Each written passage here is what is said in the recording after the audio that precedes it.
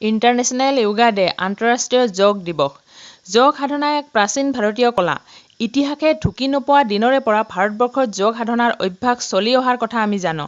ঋষিমুনিসকলে গছৰ আকাৰ, জীৱ-জন্তুৰ আকৃতি অনুসৰণ কৰি অভ্যাস কৰিছিল। শ্ৰুতি অনুসৰি শিৱ হৈছে যোগৰ আদিগুৰু। যোগ সাধনাই মানুহৰ শাৰীৰিক, মানসিক আৰু আধ্যাত্মিক দিশৰ পূৰ্ণোন্নতিত সহায় কৰে। প্ৰাচীন ভাৰতীয় এই কলাই যুগে যুগে ভাৰতবৰ্ষৰ জনসাধাৰণক উপকৃত কৰি আহিছে। য়োগা শব্দটো সংস্কৃত শব্দ ইউজৰ পৰা আহিছে। ইয়াৰ অৰ্থ হ'ল জইন বা ইউনিট, অৰ্থাৎ যোগ হ'ল শৰীৰ আৰু মনক একাত্ম কৰা বা যোগ কৰা। যোগ আৰু প্ৰকৃতিৰ এটা ওতঃপ্ৰোত সম্বন্ধ আছে। যোগাসন সদায় প্ৰাকৃতিক পৰিৱেশত কৰিব লাগে। ইয়াৰ উপৰিও মানুহো প্ৰকৃতিৰে অংগ। যোগ অনুশীলনৰ যোগেদি মানুহক প্ৰকৃতিৰ সৈতে সংযোগ কৰোৱাটো আন্তঃৰাষ্ট্ৰীয় যোগ দিৱসৰ উদ্দেশ্যবিলাকৰ এটা।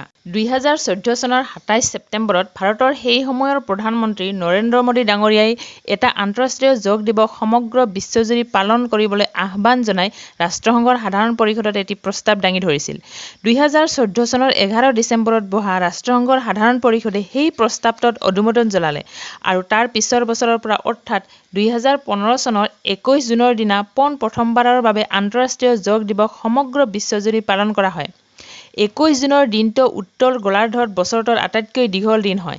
সেইবাবে এই দিনটোকে বাছি লোৱা হৈছে আৰু তেতিয়াৰ পৰা প্ৰতি বছৰে এই দিৱস পালন কৰি অহা হৈছে। 2021 চনৰ 21 জুনতো আন্তঃৰাষ্ট্ৰীয় যোগ দিৱস পালন কৰিবলৈ লোৱা হৈছে। প্ৰতি বছৰে এই দিৱসৰ এটা থিম থাকে। 2021ৰ থিম হ'ল য়োগা ফৰ ৱেল বিং। এই থিমটোৱে এটা মেছেজ দিয়ে যে yoga at home and yoga with family, অৰ্থাৎ আমি ঘৰতে থাকি পৰিয়ালৰ সৈতে যোগাসন কৰিব লাগে।